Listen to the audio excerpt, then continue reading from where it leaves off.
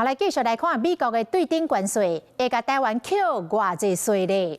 中华经济研究院的院长连贤明的评估是15%到20%，伊是建议政府应该尽量争取接近10%。经济部长郭志辉回应讲，希望会当降价上低的关税。另外，行政院因应着关税冲击，提出着4100亿的特别条例，其中嘛包括要互台电的补助1000亿，是引发着在野党的不满。行政院长杜英泰嘛再度来发话，讲补助台电是为着要健全财政。这就是我的打下来。我支持啊！只要非我们领空就应该打下来。我们终于有共识了。看来部长重点唔那经济，连中共军机来的乱嘛做咧关心。是讲委员上想要问的是，面对川普的关税，政府应该安怎应用？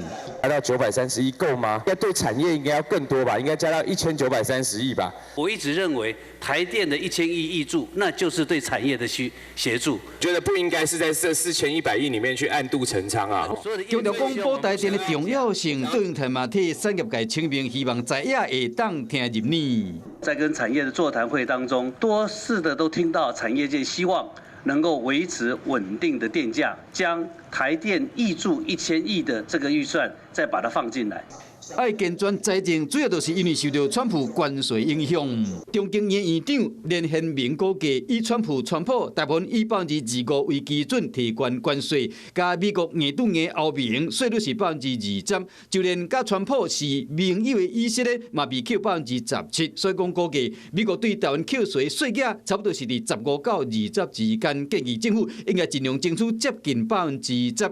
并且将谈判的重点放在电子供应链的下面。预估大家都会预估啦，希望能够谈到最低的关税，不能够比竞争国家高。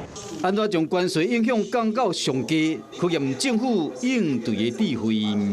Hello， 我是蒋欣梅，想要抢先掌握最及时的新闻资讯吗？赶快订阅、按赞、开启小铃铛，锁定华视新闻 YouTube 频道。